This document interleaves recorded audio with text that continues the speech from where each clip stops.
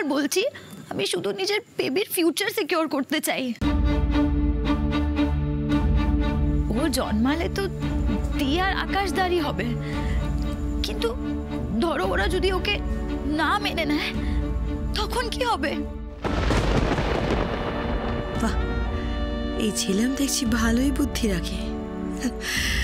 Timely কখন কি চাল দিতে হয় সেটা ভালোই জানে। ঠিক আছে ছিলাম, তুমি যা চাও তাই হবে।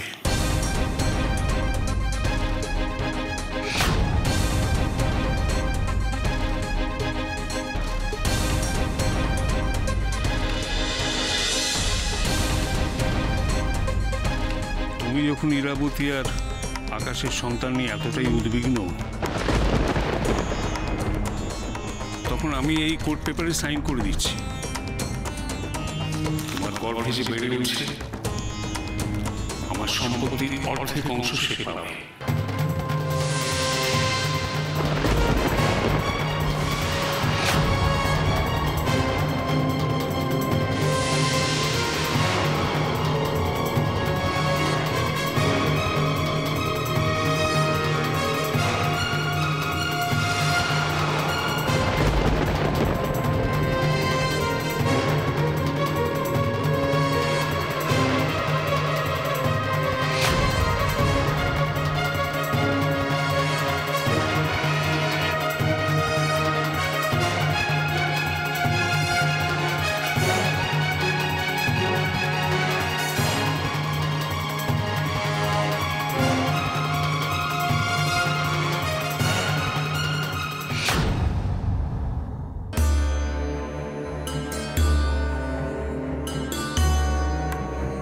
ঝিলি যদি আশীর্বাদের জন্যই এসব করছিল, তাহলে কই, ও তো সেই আশীর্বাদটাই নিল না।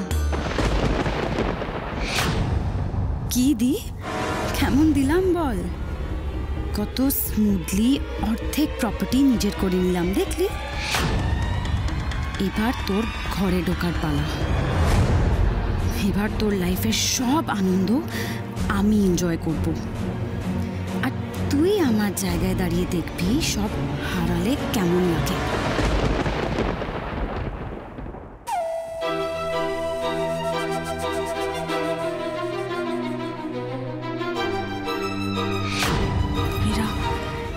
এই পুরো ব্যাপারটা কিন্তু আমার একদম ভালো লাগছে না।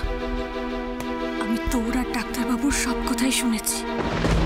প্রেগনেন্সির প্রথম ট্রিমেস্টার একটু চিন্তা থাকে, ওনার তো 4-5 মাস হয়ে গেছে।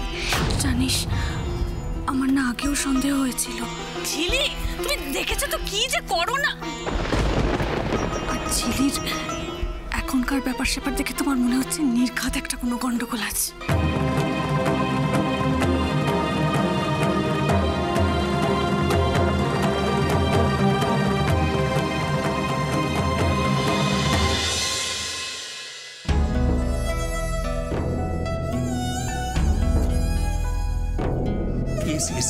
আমি ডিভোর্স চাই এই মুহূর্তে।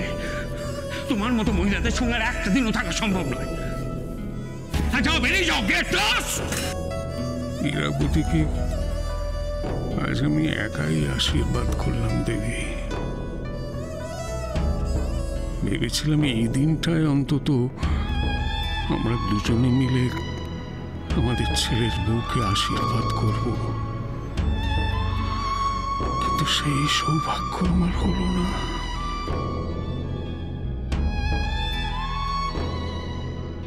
তোমাকে পেয়েও আমি আবার হারিয়ে ফেললাম।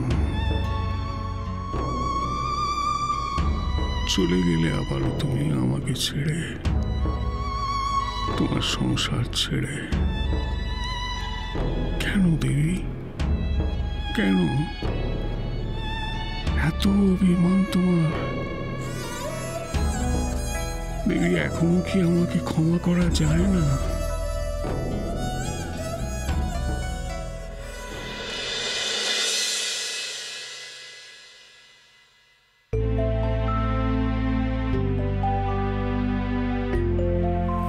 বাবা, আপনি এখনো ঘুমোননি? ঘুম আসছে না রে মা।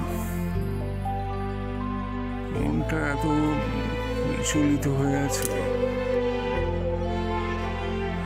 সবকিছু কিরম যেন ফাঁকা লাগছে। মনে হচ্ছে কি হবে আর বেঁচে থেকে। বাবা, হ্যাঁ, তোমরা সবাই আছো, তোমাদের মুখের দিকে তাকিয়ে খানিক হই হই করি বটে,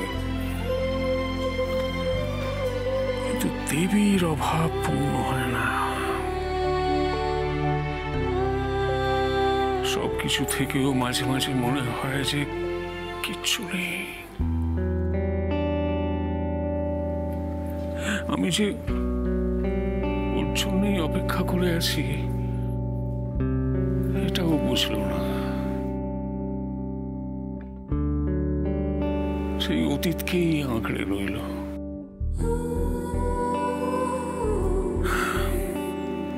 আমি বেশ বুঝতে পারছি দেবী আর কখনো আমার কাছে আসবে না। আমাকে এই আফসোস, এই যন্ত্রণা নিয়ে চলে যেতে হবে। না বাবা, আপনাকে আর অপেক্ষা করতে হবে না। বাবা, কাল আপনি তৈরি হয়ে থাকবেন, আপনাকে একটা বিশেষ জায়গায় নিয়ে যাব। বিশেষ জায়গা? কোথায় গো? সেটা না হয় কালই জানলেন।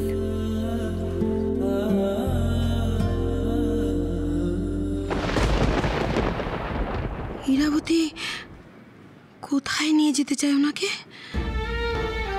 দেবযানী ব্যানার্জির কাছে নয় তো? আমিও চাই, আমি চাই দিদি ফিরে আসুন মিস্টার চ্যাটার্জির কাছে, কিন্তু ইরাবতীর সাথে গেলে তো সব জানাজানি হয়ে যাবে। আমি সকলের সামনে এসে যাব।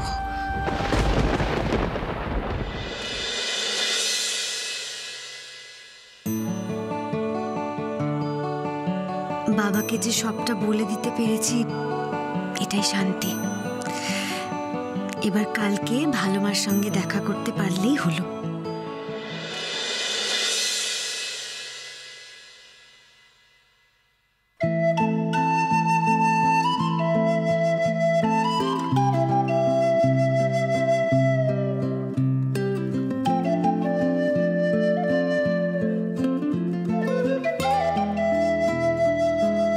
আজকাল আমার জন্য একটু খারাপ লাগে না, তাই না? সবসময় বাড়ির কাজকর্ম নিয়ে ভাবেন, আপনি আমার কথা একটুও ভাবেন না। আমি সবসময় আপনার কথাই ভাবি, আপনি আর আজকাল সেটা বুঝতে পারেন না। আজ অনেক দিন পর আমি আমার আগের ইরাবতীকে দেখছি।